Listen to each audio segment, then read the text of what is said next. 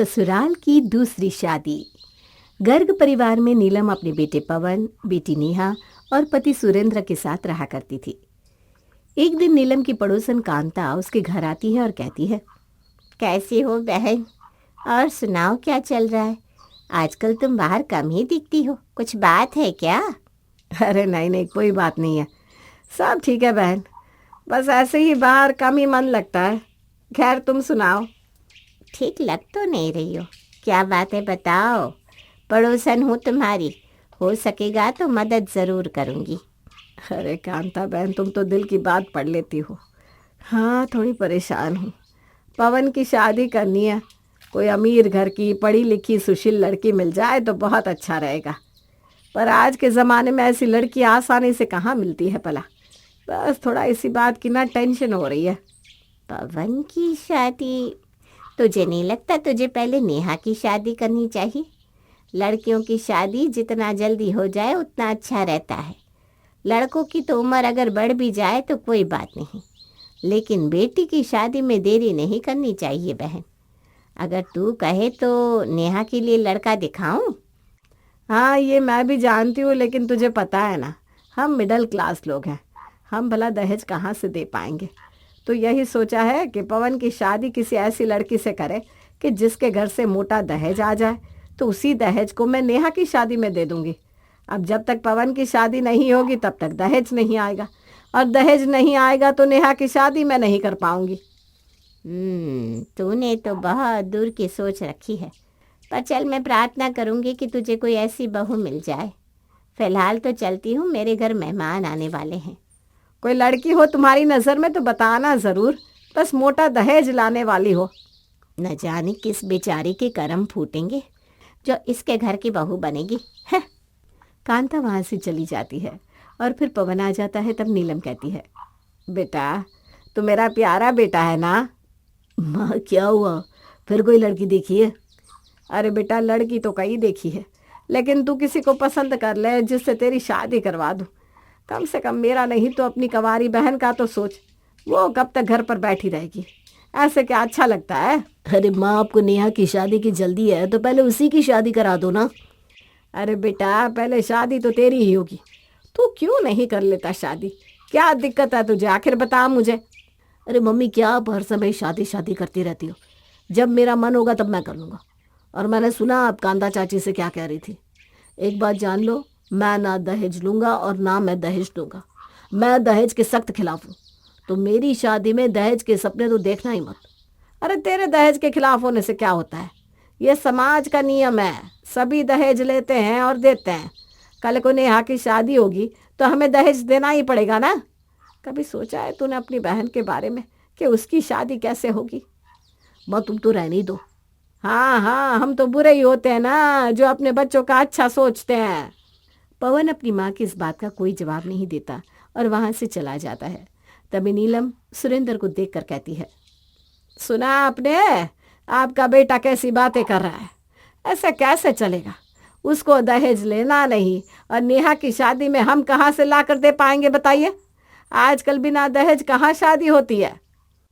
हाँ, मैंने सुना और मैं उसकी बात से बिल्कुल सहमत हूँ। दहेज हमारे समाज के लिए एक अभिशाप है। ना दहेज लेना चाहिए और ना देना चाहिए। हमारी नेहा के लिए भी कोई ऐसा घर मिल ही जाएगा जो दहेज के खिलाफ होगा। तुम चिंता मत करो, हमारा बेटा समझदार है और हमें उसके जैसा ही समझदार लड़का अपनी नेहा के लिए भी मिल ही जाएगा। हे भगवान, ये दोनों बाप बेटा पागल हो गए। मैं करूँ तो क्या करूँ? मैं अभी किसको समझा रही हूँ? जब शादी करने जाओगे तब देखते हैं कौन कितना समझदार है। जब सामने से लड़के वाले मुंह खोलकर दहेज लेंगे। आए बड़े समझदार बेटे के समझदार बाप। तुम बिना बिना बहुत लाल पीली हो जाती हो। कुछ दिन गुजर जाते हैं कि पवन एक लड़की से कोर्ट मैरिज कर लेता है और उसे घर ले आता है। मम्मी पापा, ये आपकी बहू है श्वेता। हम दोनों एक दूसरे से बहुत प्यार करते हैं, इसलिए हमने कोर्ट मैरिज कर लिया। हे भगवान, बेड़ा गर्क कर दिया तूने तो। हम लोगों को बताना तक ज़रूरी नहीं समझा। उसने मुझे बताया था, और तुम्हें बताने का तो कोई फ़ायदा ही नहीं होता क्योंकि तुम मानती नहीं। इसलिए मैंने उससे कहा कि कोर्ट मैरिज कर ले बेटा, और बहू को ऐसे यहाँ खड़ा मत कर बेटा, उसे कमरे में लेकर जा। जी पापा। दोनों बाप बेटे मुझे बर्बाद करके ही मानेंगे। मुझे पता था तो कुछ ऐसा ही करेगा, तभी शादी ना करने के बहाने दिया करता था। पवन श्वेता को कमरे में बिठाकर वापस आता है तो नीलम उसे बहुत डांटती है। मैं ये सोचकर बैठी थी कि तेरी अरेंज मैरिज कराऊंगी, बहू दहेज लेकर आएगी तो नेहा की भी ढंग से शादी होगी, पर तूने तो सब पर पानी फेर दिया। अब कैसे होगी नेहा की शादी? बहन को पूरी जिंदगी अब कमारा ही देख। किस बात का समझदार है बेटा, जो इतनी सी बात तेरी समझ में नहीं आई? देखो मम्मी, पहली बात, मैं श्वेता से प्यार करता हूँ, और दूसरी बात, मैं दहेज के सख्त खिलाफ हूँ। अगर आपको दिक्कत है तो बताओ, मैं श्वेता के साथ ये घर छोड़कर चला जाऊंगा। सुन रहे हो ना पवन के पापा, अब आपका बेटा घर छोड़ने की धमकी दे रहा है। यही कमी थी, वो भी पूरी कर दी। कुछ और बाकी है क्या बेटा? तो वो भी बोल दे। अरे शांत हो जाओ, शांत, वो कहीं नहीं जा रहा। बेटा तुम अंदर जाओ, मैं बात करता हूँ तुम्हारी माँ से। कुछ देर बाद नीलम अपना गुस्सा शांत करके पवन के कमरे में आती है और कहती है, बेटा मुझे माफ़ कर दे, मैंने गुस्से में कुछ ज़्यादा ही बोल दिया। माँ कोई बात नहीं। हाँ, लेकिन ये जो बहू बनकर आई है ना, अब इसे तो मैं घर से निकाल कर ज़रूर रहूँगी। नीलम वहाँ से चली जाती है। पवन के घर छोड़कर जाने के बाद से नीलम थोड़ा घबरा जाती है और उसके सामने श्वेता को स्वीकार कर लेती है, लेकिन मन ही मन वो सोच रही थी कि वो श्वेता को इस घर से निकाल कर रहेगी, इसलिए वो उसे परेशान करना शुरू कर देती है। क्या बना रही हो बहू? खीर बना रही हूँ पवन के लिए। पवन को खीर बहुत पसंद है ना। अच्छा अच्छा, अरे मैं ना सब्जी काट कर बाहर ही भुलाई, ज़रा उठा ला तो। बुढ़ापा आ गया है ना, तो चलने में थोड़ी दिक्कत होने लगी है, वरना मैं खुद ही ले आती। अरे माँ जी कोई बात नहीं, मैं अभी ले आती हूँ, आप आराम से बैठो। अब मैं आ गई हूँ ना, आपको काम करने की कोई ज़रूरत नहीं है, सारा काम मैं कर लिया करूँगी। कितनी अच्छी बहू है मेरी। जा बेटी जा, सब्जी ले आ। हाँ। श्वेता को बाहर भेजकर नीलम खीर में नमक डाल देती है ताकि पवन और उसके बीच लड़ाई हो जाए। अरे श्वेता क्या बना रही हो इतनी देर से? कुछ खिला दो, भूख लग रही है। ला रही हूँ बस। श्वेता एक कटोरे में खीर लेकर आती है। अरे वाह, तुमने खीर बनाई है? खुशबू तो बहुत अच्छी आ रही है। जल्दी से मेरे और माँ के लिए निकाल दो। हाँ अभी दे रही हूँ। नहीं नहीं बेटा, तू ही खा, मुझे खीर बहुत कम पसंद है। अरे माँ खाकर तो देखो, बहुत स्वाद लग रही है। एक बार तू भी खा बेटा, फिर तुझे सब स्वाद ही स्वाद लगेगा। क्या हुआ माँ, खीर खाओ ना आप। नहीं बेटा तू खा, मुझे किचन में काम है, मैं जा रही हूँ। नीलम वहाँ से किचन में चली जाती है ताकि दोनों को लड़ाई करते हुए देख पाए, और तभी पवन खीर खाता है। अरे वाह, क्या खीर बनाई है, बहुत स्वाद है, मज़ा ही आ गया। ये क्या बोल रहा है? नमक इसको मीठा लग रहा है? लगता है मेरा ये प्लान तो फेल हो गया, कुछ और सोचना पड़ेगा। इतना कहकर नीलम वहाँ से चली जाती है।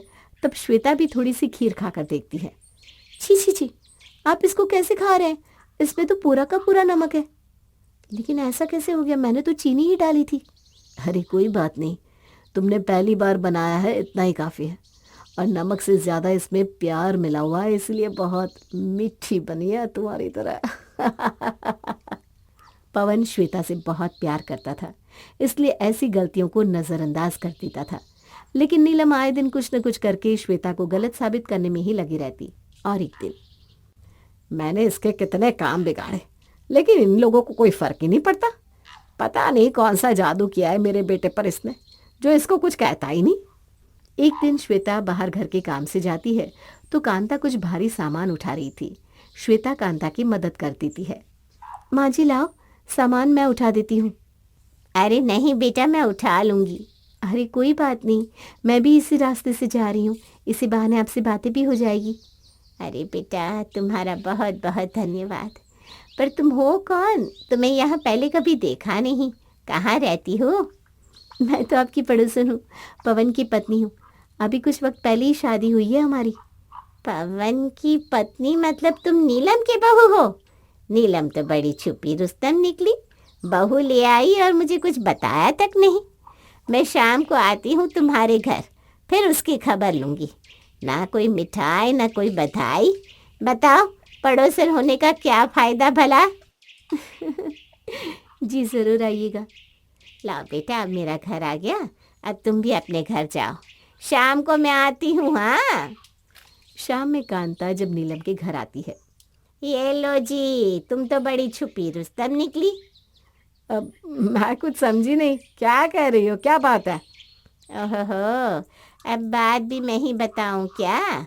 बेटे की शादी कर ली और एक लाडू तक नहीं खिलाया। हाँ, अरे क्या बताऊं बहन, शादी के बारे में तो हम ही नहीं जानते थे। क्या मतलब? अरे कोर्ट मैरिज की है मेरे बेटे ने। अरे तो क्या हुआ, जो भी कहो, बहू तो तुम्हारी बहुत संस्कारी है। अरे तो इन संस्कारों का क्या मैं अचार डालूंगी? दहेज तो एक कौड़ी का ना लाई। नीलम, तुम्हें इतनी अच्छी बहू मिली है, उसकी कद्र करो। अगर ऐसे ही दहेज दहेज करती रहोगी तो बहुत पछताओगी एक दिन। कांता ये बोलकर चली जाती है। श्वेता भी दूर खड़ी उन लोगों की ये बातें सुन रही थी, इसलिए वो नीलम के पास आकर कहती है, मम्मी जी, मैं अपनी तरफ से सब कुछ सही करने की कोशिश कर रही हूँ, पर फिर भी आप मुझसे गुस्सा क्यों रहती हैं? देख, मैं सीधी बात बता रही हूँ तुझे। मैं चाहती थी कि मेरा बेटा अरेंज मैरिज करे, मेरी बहू दहेज लाए, ताकि मेरी बेटी की भी अच्छे से शादी हो सके। हम गरीब लोग भला कैसे दहेज देंगे? अरे बस इतनी सी बात, तो ये आप मुझे कहती तो सही।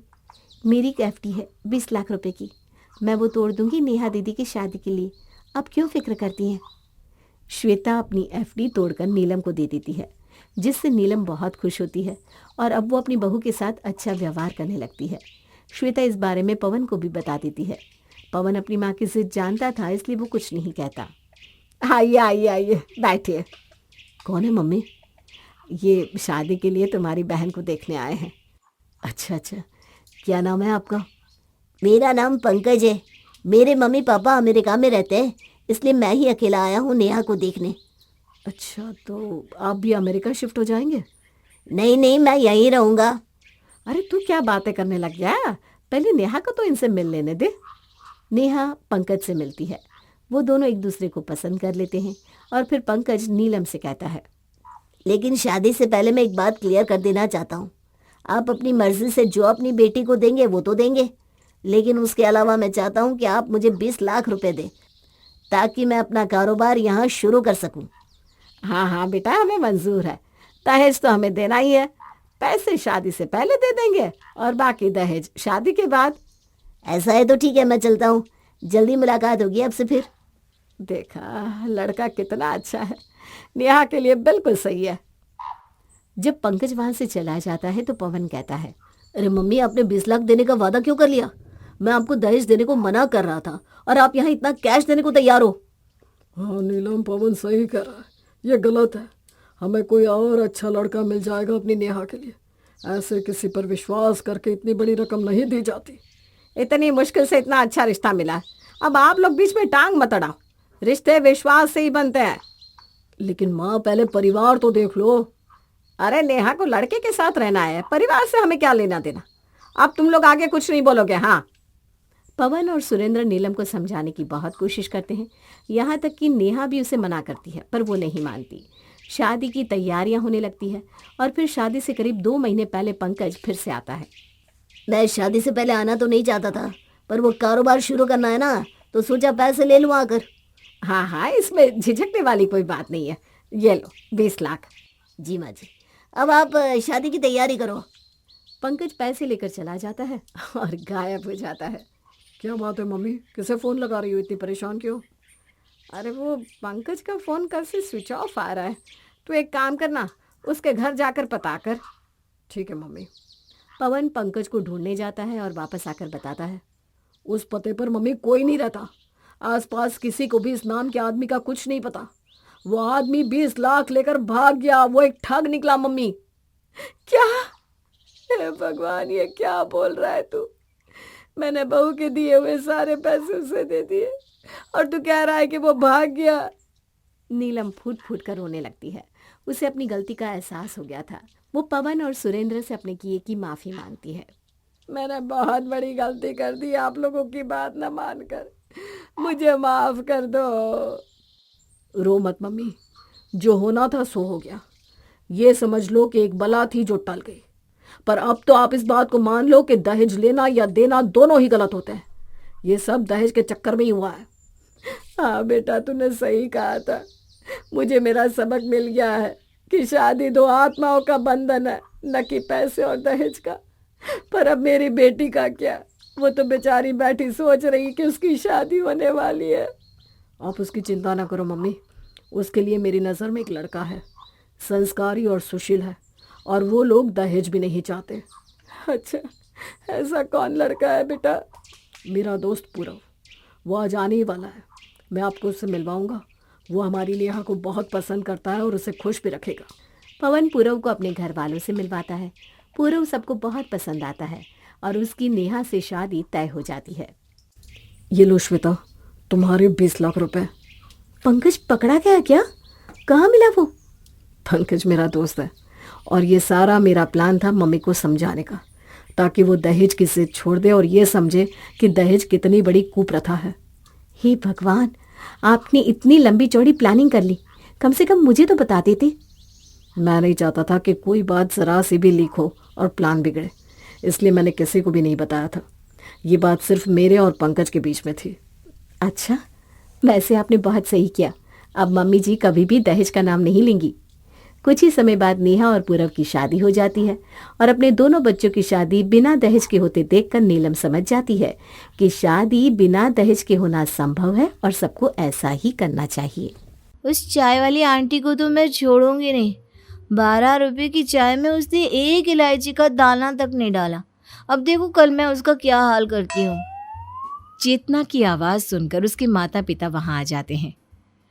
हे भगवान, शादी की उम्र हो चुकी है इस लड़की की, लेकिन अभी तक इसकी नींद में बोलने की आदत नहीं गई। अब इसमें इस बेचारे की क्या गलती? ऐसे तो सुबह तो कुछ याद भी नहीं रहता। यही तो दिक्कत है। कल को इसे पराये घर जाना है। वहां पर भी अगर इसने ऐसे ही नींद में अपनी सास की बुराई शुरू कर दी तब क्या होगा? खुद तो भूल जाएगी, लेकिन वो लोग तो नहीं भूलेंगे ना। अरे तो इसमें गलत क्या है? वैसे भी हमारी बेटी नींद में सच ही तो बोलती है। आप अभी ना ये सब हल्के में ले रहे हैं। कल जब इसके ससुराल वाले इसे नींद में बोलने की वजह से घर से निकाल देंगे ना, तब बैठकर पछताते रहना। अब हम इसमें कर भी क्या सकते हैं? सभी डॉक्टर्स ने तो अपने हाथ खड़े कर दिए। ऐसे ही दिन गुजरते जाते हैं। चेतना के माता पिता उसकी नींद में बोलने की बीमारी से परेशान रहते हैं। तभी एक दिन चेतना को देखने अनमोल नाम का एक लड़का अपने माता पिता के साथ आता है। बहन जी, हमें तो आपकी लड़की बहुत पसंद है। हमने तो अभी से इसे अपनी बहू मान लिया है। हाँ जी, अब बस आप ये बताइए कि शादी कब करनी है। हम तो इसे बहू बनाकर ले जाने के लिए बेचैन हुए जा रहे हैं। हमें भी आपका लड़का बहुत पसंद है। अब जब आप कहो हम इनकी शादी करवा देंगे। अगर आप लोगों को ऐतराज ना हो तो 1 हफ्ते बाद ही शादी का शुभ योग है। क्यों ना हम तभी इन दोनों की शादी करा दें? हाँ, क्यों नहीं, हमें इसमें कोई ऐतराज नहीं है। देखते ही देखते चेतना और अनमोल की शादी हो जाती है। अपनी नींद में बोलने वाली बीमारी से अनजान चेतना शादी से बेहद खुश होती है। ससुराल में पहले दिन ही वो अपने व्यवहार से सबका दिल जीत लेती है। शादी के पहले दिन। बहू, तेरे मायके वालों ने तुझे क्या क्या सामान दिया है, बताना तो। मम्मी पापा ने मुझे 2-4 साड़ियाँ और कुछ गहने दिए हैं। बहू, एक काम कर, वो सब ना तू मुझे दे दे। वो क्या है ना, मैं उन्हें अपनी तिजोरी में रख दूंगी। तुझसे कहीं इधर उधर हो गए तो।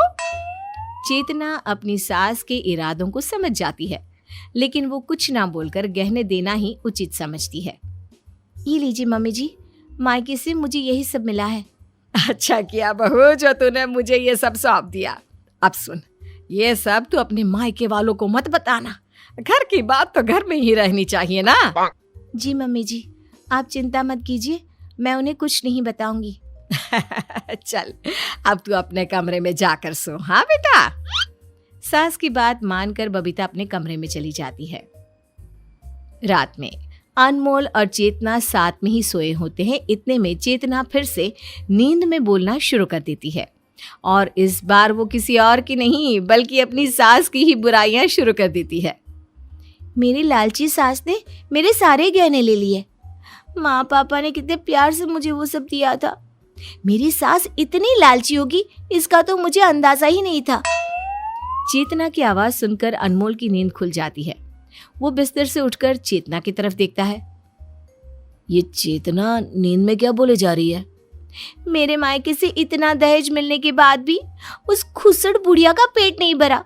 मेरी साड़ियाँ, मेरे गहने सब उस चुड़ैल बुढ़िया ने हड़प लिए। अनमोल ये सब सुनकर हक्का बक्का रह जाता है। वो चेतना को जोर जोर से आवाज देकर हिलाने लगता है। चेतना उठो, क्या बड़बड़ाए जा रही हो? उठो चेतना।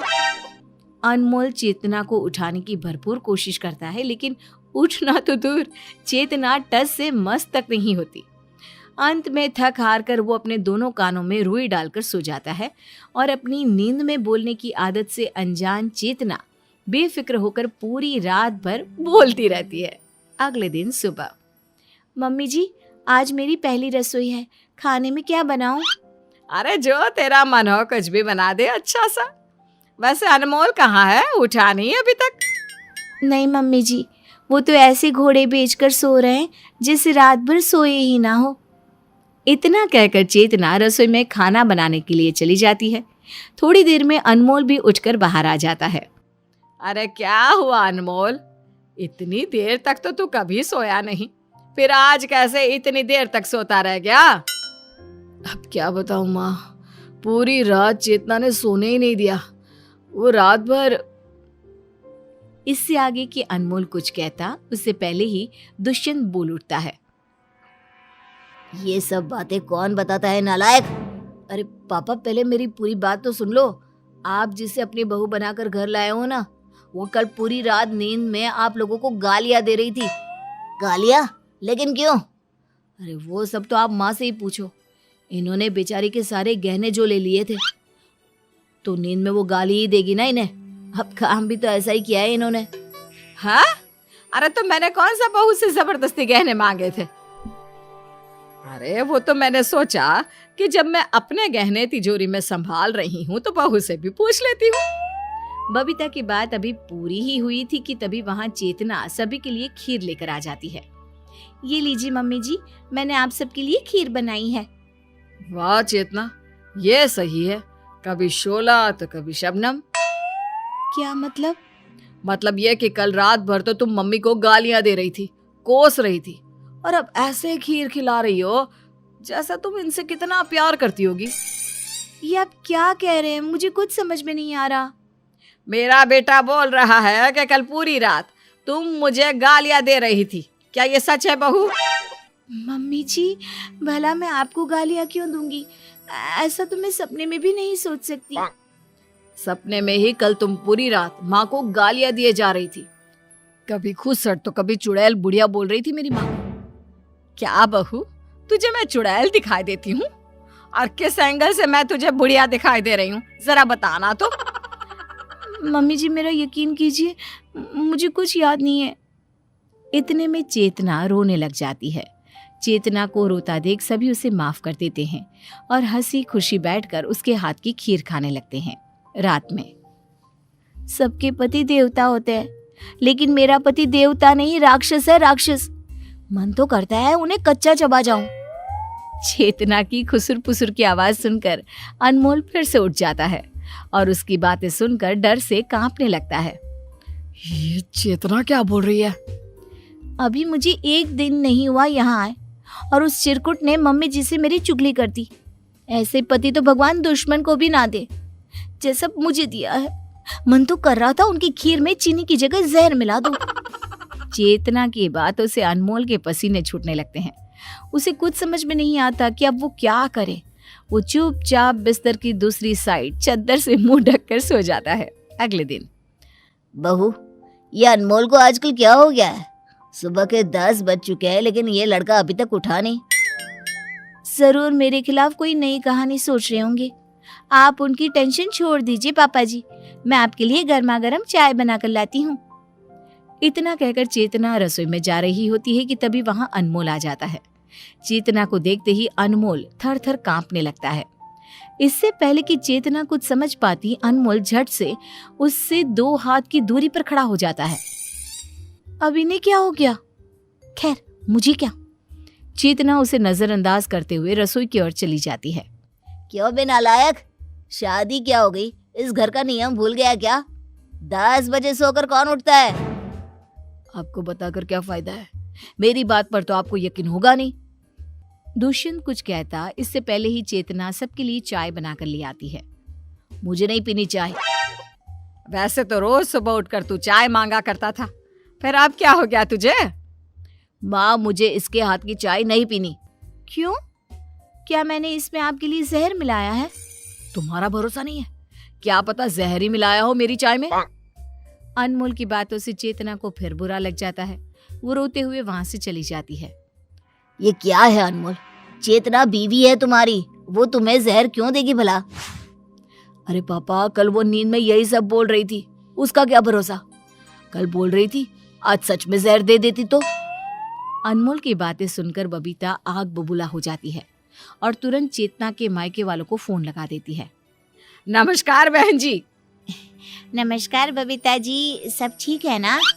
अब हम आपको क्या बताएं, जब से आपकी बेटी इस घर में आई है तब से कभी नींद में मुझे चुड़ैल बोलती है तो कभी बुढ़िया, और हद तो तब हो गई जब आज उसने मेरे बेटे को भला बुरा बोला। आपने अपनी बेटी की नींद में बोलने की बीमारी के बारे में हमें पहले क्यों नहीं बताया? देखिए बहन जी, आप उसकी बातों का प्लीज बुरा मत मानिए। वो नादान है और फिर उसे ना अपनी इस आदत के बारे में पता तक नहीं है। दरअसल दिन भर में उसे जिन बातों का बुरा लगता है ना, वो सिर्फ उन्हीं बातों को सपनों में दोहराती है और फिर सुबह तक तो सब भूल भी जाती है। तो आप ये कहना चाहती हैं कि हम उसे खुश नहीं रखते? नहीं नहीं, मेरे कहने का वो मतलब नहीं था। आप बस उसे एक बार समझने की कोशिश कीजिए। वो कभी किसी को पलटकर जवाब नहीं देती ना, इसलिए जब कोई बात उसके दिल में चुभ जाती है तो वो उसे नींद में बड़बड़ाती रहती है। मीनाक्षी की बातें सुनकर बबीता सोच में पड़ जाती है और फोन रख देती है। कुछ समय बाद घर की नई बहू को देखने पास ही रहने वाले पड़ोस के कुछ लोग आते हैं। बबीता, तेरी बहू तो बहुत सुंदर है। कहाँ से मिली तुझे इतनी सुंदर बहू? अभी से तो तुम लोग मेरी फूटी किस्मत ही समझ लो कि भगवान ने इसे मेरे पल्ले बांध दिया। क्यों बबीता, तू खुश नहीं है क्या अपनी बहू से? अब खुश रहने के अलावा कोई और ऑप्शन भी है क्या? ये तेरे गले में हार तो बड़ा सुंदर लग रहा है। बहू के मायके वालों ने दिया है क्या? अरे नहीं, ये तो मेरा है। बहू अपने मायके से तो बहुत सस्ती चीजें लाई है, मुझे तो उन्हें पहनने में भी शर्म आ रही है और इसके मायके वालों को देने में भी शर्म नहीं आई। बबीता की ये बातें सुनकर चेतना की आंखें भर आती है। होठों को दबाते हुए वो अपने आंसू रोकने की कोशिश करती है और जब उसमें कामयाब नहीं होती तो भागते हुए अपने रूम में चली जाती है और फूट फूट कर रोने लगती है। माँ, आपको इतना कुछ नहीं बोलना चाहिए था। बेटा, मैं चाहती थी कि वो खड़े होकर बोले, जिससे उसे फिर कभी नींद में बोलने की जरूरत ही ना पड़े, लेकिन सब उल्टा हो गया। रात में दुष्यंत और बबीता भी चेतना और अनमोल के रूम में आ जाते हैं, जहां वो चेतना को नींद में बड़बड़ाते हुए देखते हैं। मम्मी जी, आज आपने बिल्कुल अच्छा नहीं किया। सबके सामने मेरे परिवार वालों का मजाक उड़ाया। मुझे उनकी बातें सुनकर आज बहुत चोट लगी है। देखा माँ, चेतना को कितना बुरा लगा है। मीनाक्षी जी सही बोल रही थी। चेतना कभी बड़ों का अनादर नहीं करती, उन्हें पलटकर जवाब नहीं देती, लेकिन जिन चीजों से उसे ठेस पहुंचती है वो उसे नींद में बोलती है। गलती हमारी है, हम बहू को समझ ना सके। जिसे हम लोग बीमारी का नाम दे रहे थे वो बीमारी नहीं, इसके दिल के आंसू थे। सच में पापा, हमने इसे समझने में बहुत बड़ी गलती कर दी। यहाँ कोई भी अच्छा नहीं है, कोई भी मुझसे प्यार नहीं करता, सब मुझे टोकते हैं। अनमोल जी भी मुझसे दूर भागते हैं। आप कहाँ हो मॉम डैड? मुझे यहाँ से ले जाइए, मुझे नहीं रहना यहाँ। चेतना के दर्द भरी बातें सुनकर सभी की आंखों में आंसू आ जाते हैं। मेरी बहू जैसी भी है, मुझे स्वीकार है। मुझे भी मम्मी। इसने सारा दर्द अपने सीने में छुपा कर रखा, लेकिन किसी से एक शब्द नहीं कहा। इससे अच्छी पत्नी मुझे कोई और मिल ही नहीं सकती। चलो बहुत रात हो गई है, अब तुम लोग भी सो जाओ और बहू को भी सोने दो। अगले दिन सुबह जब चेतना उठती है तो सब लोग उससे बेहद प्यार से बात करते हैं, उसे अपनापन महसूस कराते हैं और अब तो उसका पति भी उससे दूर नहीं भागता। एक रात में अचानक सबका बदला व्यवहार चेतना को बेहद पसंद आता है। अब वो हंसी खुशी सबके साथ रहती है।